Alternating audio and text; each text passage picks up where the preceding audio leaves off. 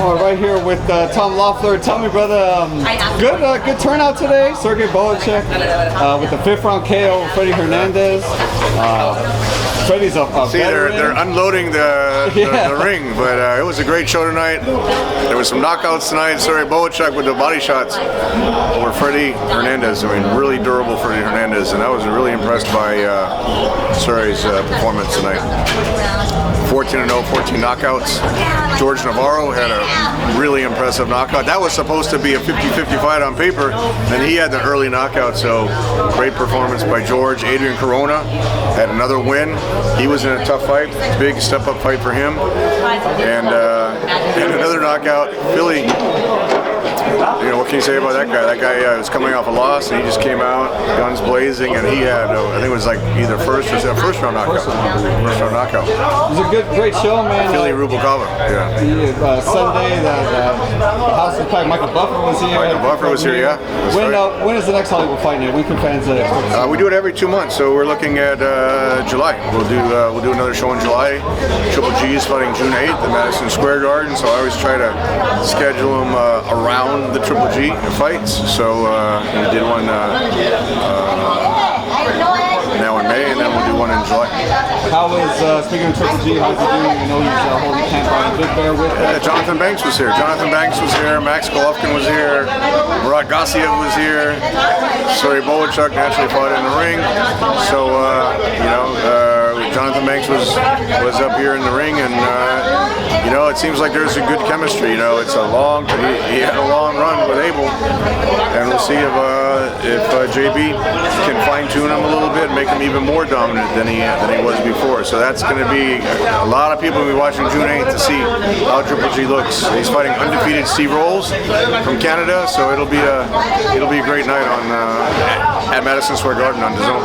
That's what I was going to ask you. What changes do you see, I guess, in Triple G, just with the limited time he's been with Banks? I mean, what kind of changes is Banks doing? Well, you can't, anytime you come in with an established established fighter, and Jonathan will tell you this is what happened when he started training Vladimir Klitschko. He grew up in a manual system, at the Kronk system, and he had been in all those training camps a lot of times as a sparring partner, so he knew the training techniques and the system that Emmanuel ran. Now with Triple G, when you have an established fighter, a dominant fighter, you're not going to change, do like wholesale changes. He's going to tweak a few things. Naturally, everyone can improve on something. So I think you'll see, an even more dominant fighter on June 8th. Seems like Triple G is really taking to the chemistry with Jonathan Banks, and we'll see. Proof is in the pudding, so we'll see how that turns out on the 8th. Are you yourself just kind of excited to see the maturation, I guess, at this process of Triple G? I get excited when I see fighters like Sergey Bohacek in the ring.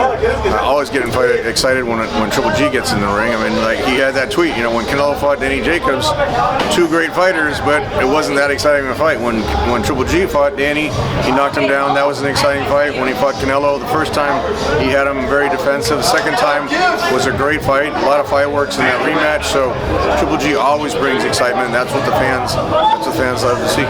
When you saw Canelo Jacobs, like you said, you just said it wasn't going to find a very exciting fight. Did you see anything in Canelo that changes in the third fight with Triple G? Look, you got to give Canelo a lot of respect, even though I don't think he won the second fight. Draw, maybe 1 point for Triple G. But regardless how you scored it, you got to give him credit. He definitely, since he vacated that title originally, then the first fight he built up his confidence. He went 12 rounds with Triple G.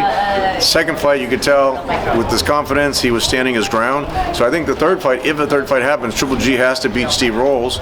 But if he beats Steve Rolls, and if we can make a third fight, I think, that kind of a matchup with Canelo being even more confident, I think that's going to be a tremendous fight if we do it 3 times. Last night, Wilder KO'd Dominic in the first round. Oh yeah, Dominic, I tell you, Wilder brings that first punch knockout power like he did last night. He brings the 12th round knockout power like he did against Tyson Fury. I couldn't believe Tyson got up from that shot in the 12th round, or I should say shots. That was actually a combination that put him down, and Fury got up from that. But you really got to take your hats off to what Jay Diaz is doing over there. Deontay Wilder, because that kind of one-punch knockout power is really really impressive. Last thing, man, Joshua is fighting Ruiz.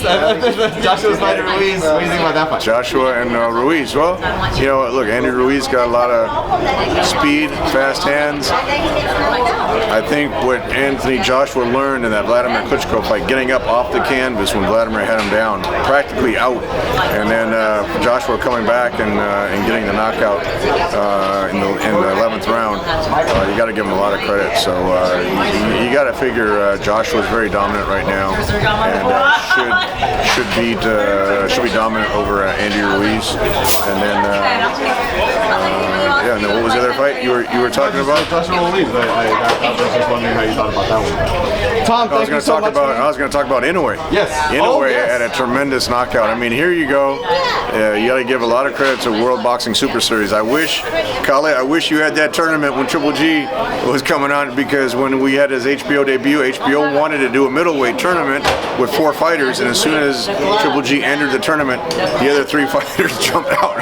So we wish that was around, because we saw what happened with Usyk. Usyk got to fight the other champions. He got to unify all the titles to become an undisputed champion. And I think that would have happened had Triple G had the same opportunity to fight all the champions at that time when he had his HBO debut in September 2012. 2013 was when they were supposed to do that tournament.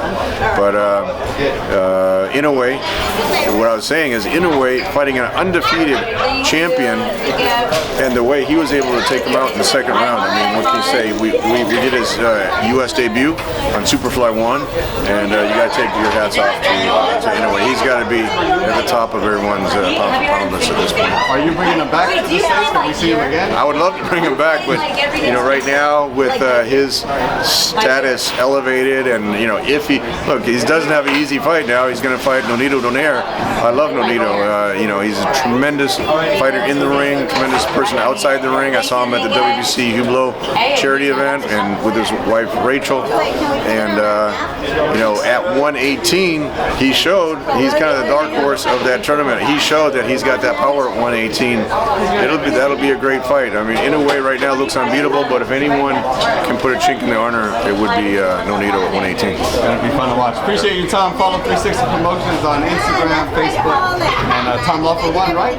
Tom Loeffler 1 at Twitter and Instagram, and don't miss Triple G June 8th at Madison Square Garden. And Ali Akhmedov was here too. Ali Akhmedov is going to be featured on that Triple G show. He's with Triple G Promotions. He's 14-0 with 10 knockouts. He's going to be in a great step-up fight as a featured undercard fighter. So look for great things from Ali at 168. Definitely will. Appreciate your time. Thank you, brother. Thanks.